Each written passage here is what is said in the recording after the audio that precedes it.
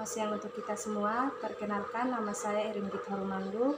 Saya mahasiswa dari Stikes Nusantara Kupang dengan prodi S1 Keperawatan. Nah, di sini saya ingin menjelaskan sedikit tentang materi pengertian dan ciri negara hukum. Yang pertama ada pengertian negara hukum. Negara dalam pandangan teori klasik diartikan sebagai suatu masyarakat yang sempurna. Negara pada hakikatnya adalah suatu masyarakat sempurna yang para anggotanya mentaati aturan yang sudah berlaku. Suatu masyarakat dikatakan sempurna jika memiliki sejumlah kelengkapan yakni internal dan eksternal. Pengertian negara hukum selalu menggambarkan adanya penyelenggaraan kekuasaan pemerintahan negara yang didasarkan pada hukum. Pemerintahan dan unsur lembaga di dalamnya dalam menjalankan tugas dan wewenangnya terikat oleh hukum yang berlaku. Menurut Mustafa Kamal tahun 2003, dalam negara hukum kekuasaan menjalankan pemerintah berdasarkan kedaulatan hukum dan bertujuan untuk menyelenggarakan ketertiban hukum.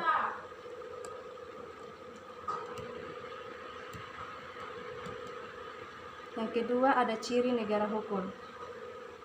Konsep negara hukum yang berkembang pada abad 19 cenderung mengarah pada konsep negara hukum formal, yaitu pengertian negara hukum dalam arti sempit. Dalam konsep ini, negara hukum diposisikan ke dalam ruang gerak dan peran yang kecil untuk sempit. Seperti dalam uraian terdahulu, negara hukum dikonsepsikan sebagai sistem penyelenggaraan kekuasaan pemerintah negara yang didasarkan atas hukum. Pemerintahan dan unsur-unsur lembaganya dalam menjalankan tugas dan wewenangnya terikat oleh hukum yang berlaku. Peran pemerintah sangat kecil dan pasif. Dalam dekade abad 20, konsep negara hukum mengarah pada perkembangan negara hukum dalam arti material. Arah tujuannya memperluaskan peran pemerintah terkait dengan tuntutan dan dinamika perkembangan zaman. Konsep negara hukum material yang dikembangkan di abad ini sedikitnya memiliki sejumlah ciri yang melekat pada negara hukum, yaitu sebagai berikut. Yang pertama, HAM terjamin oleh undang-undang. Yang kedua, supremasi hukum. Yang ketiga, pembagian kekuasaan atau trias politika demi kepastian hukum. Yang keempat, ada kesamaan kedudukan di depan hukum. Yang kelima, ada peradilan administrasi dalam perselisihan. Yang keenam, ada kebebasan menyatakan pendapat, bersikap, dan berorganisasi. Keenam, ada pemilihan umum yang bebas. Yang terakhir, ada badan kehakiman yang bebas dan tidak memihak. Berikut ada makna Indonesia sebagai negara hukum. Makna negara Indonesia sebagai negara hukum dinamis, esensinya adalah hukum nasional Indonesia harus tampil akomodatif, adaptif, dan progresif. Akomodatif artinya mampu menyerap menampung keinginan masyarakat yang dinamis. Makna hukum seperti ini menggambarkan fungsinya sebagai pengayom, pelindung masyarakat. Adaptif artinya mampu menyesuaikan dinamika perkembangan zaman sehingga tidak pernah usang. Progresif artinya selalu berorientasi kemajuan, perspektif masa depan. Makna hukum seperti ini menggambarkan kemampuan hukum nasional untuk tampil dalam praktiknya mencairkan kebekuan-kebekuan dogmatika. Hukum dapat menciptakan kebenaran yang berkeadilan bagi setiap anggota masyarakat. Berikutnya ada negara hukum dan hak asasi manusia. Dimanapun suatu negara hukum, tujuan pokoknya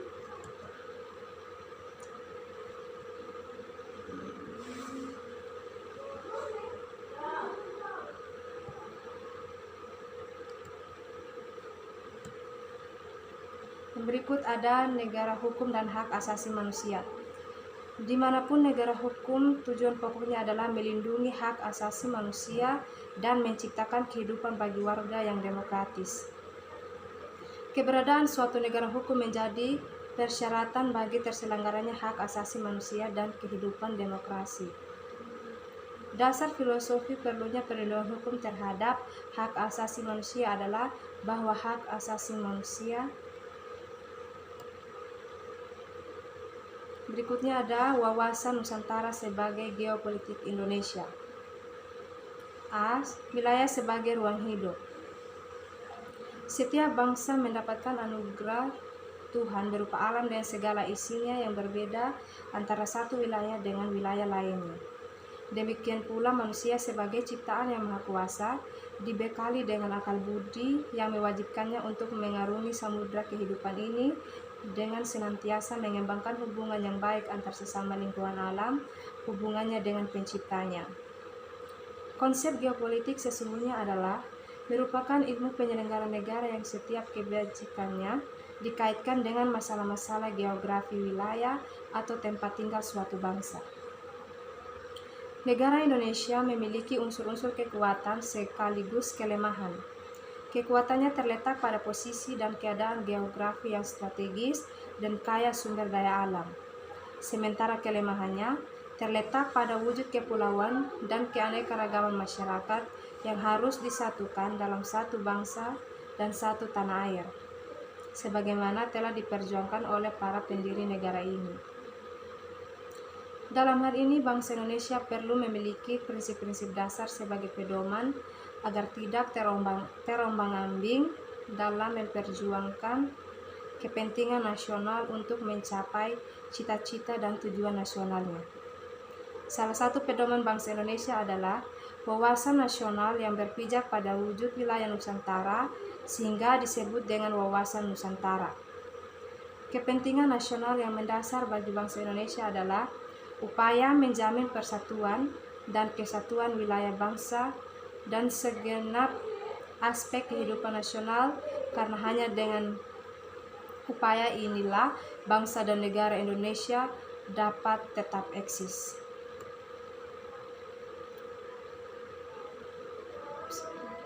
Berikutnya ada konsep geopolitik atau asal istilah geopolitik. Istilah geopolitik semua diartikan oleh Frederick Ratzel pada tahun 1844 sampai 1904 sebagai ilmu bumi politik. Istilah ini kemudian dikembangkan dan diperluaskan oleh sarjana ilmu politik Swedia Rudolf Kjellén dan Karl Hofer dari Jerman menjadi geopolitik politik dan disingkat geopolitik. Perbedaan dari kedua istilah di atas terletak pada titik perhatian dan tekanannya. Apakah pada bidang geografi atau bidang politik? Ilmu bumi politik mempelajari fenomena geografi dari aspek politik, sedangkan geopolitik mempelajari fenomena politik. Berikutnya ada teori-teori geopolitik. Untuk lebih memahami konsep geopolitik secara global, berikut ini adalah teori-teori mengenai geopolitik yang pernah ada di dunia. Pertama, menurut Frederick Ratzel pada tahun 1844 sampai 1904 berpendapat bahwa negara itu seperti organisme yang hidup. Negara identik dengan ruangan yang ditempati oleh sekelompok masyarakat bangsa. Pertumbuhan negara mirip dengan pertumbuhan organisme yang memerlukan ruang hidup yang cukup agar dapat tumbuh dengan subur. Semakin luas ruang hidup, maka negara akan semakin bertambah kuat dan maju. Oleh karena itu, jika negara ingin tetap hidup dan berkembang, butuh ekspansi atau perluasan wilayah sebagai ruang hidup. Teori ini dikenal sebagai teori organisasi atau teori biologis.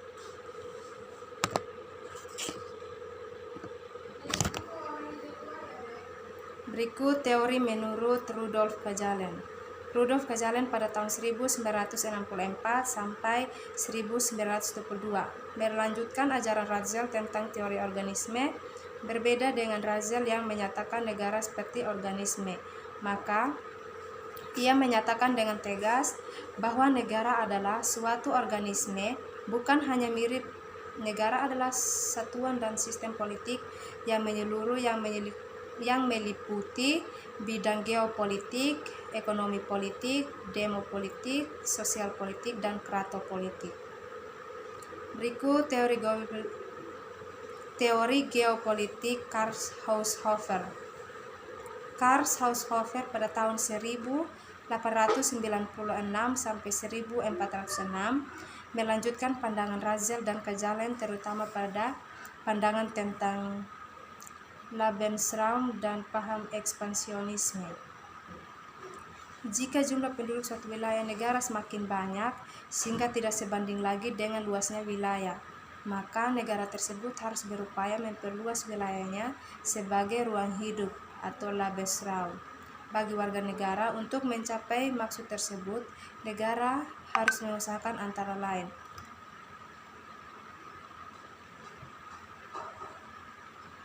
yang pertama ada autarki, yaitu cita-cita untuk memenuhi kebutuhan sendiri tanpa bergantung pada negara lain. Hal ini dimungkinkan apabila wilayah secara cukup luas sehingga mampu memenuhi kebutuhan itu.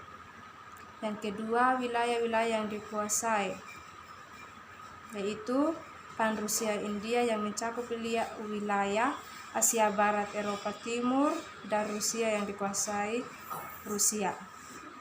Pan-Eropa, Amerika sebagai perserikatan wilayah dan Amerika Serikat sebagai pimpinannya.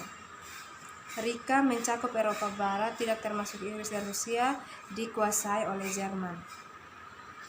Berikut ada paham geopolitik bangsa Indonesia. Setelah mengenal konsep geopolitik yang pernah dipakai oleh negara-negara di dunia, penting bagi kita untuk mengetahui dan memahami sejarah dan konsep geopolitik yang dianut oleh bangsa kita sendiri, yaitu bangsa Indonesia. Sebagai negara kepulauan dengan masyarakat yang berbineka, negara Indonesia memiliki unsur-unsur kekuatan sekaligus kelemahan. Kekuatannya terletak pada posisi dan keadaan geografi yang strategis dan kaya sumber daya alam.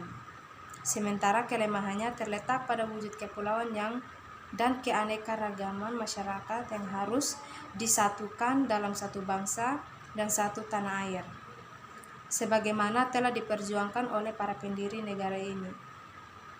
Dorongan kuat untuk mewujudkan persatuan dan kesatuan Indonesia tercermin pada momentum Sumpah Pemuda tahun 1928 dan kemudian dilanjutkan dengan perjuangan kemerdekaan yang puncaknya terjadi pada Proklamasi Kemerdekaan Indonesia 17 Agustus 1945. Berikutnya ada wawasan Nusantara, penerapan geopolitik Indonesia. Latar belakang munculnya konsep wawasan Nusantara adalah karakteristik wilayah Nusantara sebagai suatu wilayah negara yang berasaskan negara kepulauan. Konsep negara kepulauan pada awalnya dianggap asing oleh kebanyakan negara di dunia ini. Namun memulai usaha yang gigih dan konsisten, pada akhirnya konsepsi negara kepulauan diakui oleh banyak negara dalam Konvensi Hukum Laut Internasional. Diakui sebagai bagian ciri khas tersendiri dari yurisdiksi suatu negara, meliputi laut teritorial, perairan pedalaman, zee, dan landas kontinen. Selain itu, pemikiran wawasan Nusantara juga diilhami oleh aspek sejarah perjuangan bangsa, aspek filosofis dari Pancasila sebagai ideologi negara, serta jati diri bangsa Indonesia. Berikutnya ada pengertian wawasan Nusantara. Istilah wawasan berasal dari kata wawas yang berarti pandangan, tinjauan, atau penglihatan indrawi. Akar kata ini membentuk kata mawas, yang berarti memandang, meninjau, atau melihat, atau cara melihat. Sedangkan istilah Nusantara berasal dari kata nusa yang berarti diapit di antara dua hal.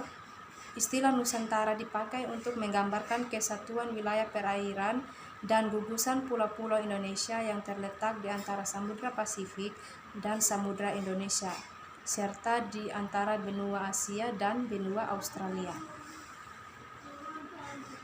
Faktor-faktor kewilayahan yang mempengaruhi wawasan Nusantara. Yang pertama, asas kepulauan. Kata archipelago atau archipelagic berasal dari kata Italia archipelagos. Akar katanya adalah adri yang berarti terpenting, terutama, dan pelagos berarti laut atau wilayah lautan. Jadi archipelago berarti lautan terpenting. Kepulauan Indonesia. Bagian wilayah Indies Archipelago yang dikuasai Belanda dinamakan Nederland Oost-India Archipelago. Itulah wilayah jajahan Belanda yang kemudian menjadi wilayah Republik Indonesia. Yang berikutnya konsepsi tentang wilayah Indonesia. Dalam perkembangan hukum laut internasional dikenal sebagai konsepsi mengenai pemilikan dan penggunaan wilayah laut sebagai berikut. Pertama, res nullius menyatakan bahwa laut itu tidak ada yang memilikinya. Yang kedua, res cimius menyatakan bahwa laut itu adalah milik masyarakat dunia karena itu tidak dapat dimiliki oleh masing-masing negara. Menurut Marek Law, menyatakan bahwa hanya laut sepanjang pantai saja yang dimiliki oleh suatu negara sejauh yang dapat dikuasai dari laut. Menurut Archipelagos Species, yang menjadikan dasar konversi PBB tentang hukum laut sesuai dengan hukum laut internasional. Secara garis besar, Indonesia sebagai negara kepulauan memiliki teritorial, perairan, pendalaman, zona ekonomi eksklusif, dan landasan kontinen. Berikutnya ada batas wilayah negara kesatuan Republik Indonesia. Berdasarkan Undang-Undang Nomor 6 Tahun 1996 tentang perairan Indonesia merupakan negara kepulauan. Dalam negara kepulauan diterima asas bahwa segala perairan di sekitar, di antara, dan yang menghubungkan pulau-pulau atau bagian pulau-pulau yang termasuk daratan negara Republik Indonesia dengan tidak memperhitungkan luas atau lebarnya merupakan bagian integral dari wilayah daratan negara Indonesia sehingga merupakan bagian dan perairan Indonesia yang berada di bawah kedaulatan negara Republik Indonesia. Pernyataan dalam undang-undang ini didasarkan pada fakta sejarah dan cara pandang bangsa Indonesia bahwa negara Indonesia yang diproklamasikan pada tanggal 17 Agustus 1945 secara geografis adalah negara kepulauan. Batas wilayah negara kesatuan Republik Indonesia. Berdasarkan Undang-Undang Nomor 6 Tahun 1996 tentang perairan Indonesia, negara Indonesia merupakan negara kepulauan. Dalam negara kepulauan diterima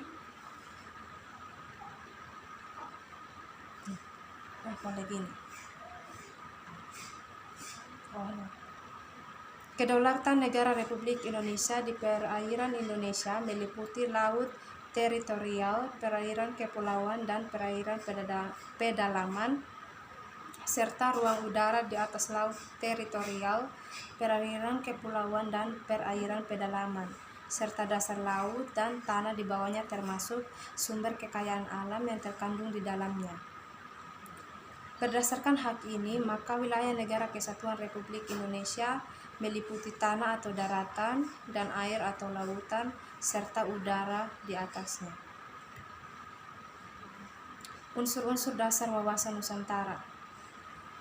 Wawasan Nusantara sesungguhnya memiliki ranah pengetahuan, sikap, dan perilaku sebagai konteks wadah dan isinya. Maka wawasan Nusantara adalah penerapan geopolitik bangsa Indonesia yang senantiasa harus dijiwai oleh Pancasila dan Undang-Undang 1945 sebagai rambu-rambu nasional yang menjadi sumber inspirasi dalam mengembangkan potensi kewilayahan untuk kesejahteraan dan kemakmuran bersama. Berikutnya ada penerapan wawasan Nusantara dan tantangan implementasinya. Penerapan wawasan Nusantara. Sebagaimana telah diketahui bersama bahwa sampai dengan saat ini problematika kehidupan masyarakat berbangsa dan bernegara tidak akan pernah berhenti dan malah semakin rumit dan kompleks. Perjalanan sejarah terus berlangsung, namun pada saat ini nilai-nilai persatuan dan kesatuan sudah mulai perlahan-lahan ditinggalkan. Dalam praktek penyelenggaraan pemerintah, misalnya, munculnya kebijakan otonomi daerah diinisiasi oleh banyak kalangan semakin meningkatkan semangat kedaerahan. Tantangan implementasi wawasan Nusantara dan era globalisasi. Dalam mencapai tujuan dan cita-cita nasional, sikap dan perilaku bangsa berbeda-beda. Hal tersebut terjadi karena wawasan nasional setiap bangsa tidak sama. Wawasan nasional suatu bangsa ditentukan oleh berbagai faktor seperti kesejahteraan, kondisi dan konsentrasi geografi, serta kondisi sosial budayanya. Sementara itu, bangsa yang memiliki kesamaan dalam faktor tersebut belum tentu pula sama wawasan nasionalnya karena ada faktor subjektif yang berperan. Pedoman perwujudan wawasan Nusantara sebagai berikut, yaitu perwujudan Kepulauan Nusa sebagai satu kesatuan politik. Artinya, yang pertama, kebulatan wilayah Indonesia dan dengan segala isinya dan kekayaannya merupakan satu kesatuan wilayah, wadah ruang lingkup dan kesatuan mantra keseluruhan bangsa, serta menjadi modal dan milik bersama dan milik bangsa. Bangsa Indonesia terdiri berbagai suku, bahasa, agama, merupakan satu kesatuan bangsa yang bulat dalam arti luas. Secara fisiologis, bangsa Indonesia harus merasa senasib, sepenanggungan. Pancasila satu-satunya falsafah serta ideologi bangsa dan negara yang melandasi, membimbing, dan mengarahkan bangsanya menuju tujuannya.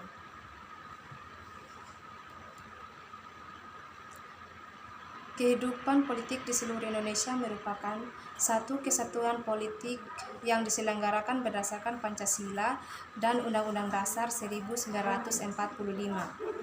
Seluruh Kepulauan Nusantara merupakan satu kesatuan sistem hukum. Bangsa Indonesia hidup berdampingan dengan bangsa lain, ikut menciptakan ketertiban dunia berdasarkan kemerdekaan, perdamaian abadi, dan keadilan sosial melalui politik luar negeri bebas aktif, serta diabdikan pada kepentingan nasional. Berikut dalam bidang ekonomi. Kekayaan Nusantara adalah milik bersama bangsa dan kebutuhan hidup sehari-hari harus tersedia di seluruh tanah air. Yang pertama, tingkat perkembangan ekonomi harus serasi dan seimbang di seluruh daerah tanpa meninggalkan ciri khas yang dimiliki oleh masing-masing daerah dalam pengembangan ekonominya. Kehidupan perekonomian di seluruh Indonesia merupakan satu kesatuan ekonomi yang diselenggarakan sebagai usaha bersama atas asas kekeluargaan dan ditujukan bagi sebesar-besarnya kemajuan rakyat. Masih Indonesia adalah salah satu peri kehidupan bangsa, harus merupakan kehidupan bangsa yang serasi dan terdapatnya tingkat kemajuan masyarakat yang sama, serta adanya kesetaraan yang sesuai dengan tingkat kemajuan bangsa. Dalam bidang budaya Indonesia adalah satu, sedangkan corak ragam budaya yang ada menggambarkan kekayaan budaya bangsa yang menjadi modal dan landasan perkembangan budaya bangsa seluruhnya dan tidak menolak nilai-nilai budaya lain yang tidak bertentangan dengan nilai budaya bangsa yang hasilnya dapat dinikmati oleh bangsa Indonesia. Dapat diambil kesimpulan bahwa wawasan Nusantara sebagai cara pandang bangsa Indonesia dan sebagai visi nasional yang mengutamakan persatuan dan kesatuan bangsa masih tetap sah atau solid baik untuk saat sekarang maupun masa mendatang. Baik, mungkin itu saja dari saya, kurang lebihnya saya mohon maaf. Terima kasih.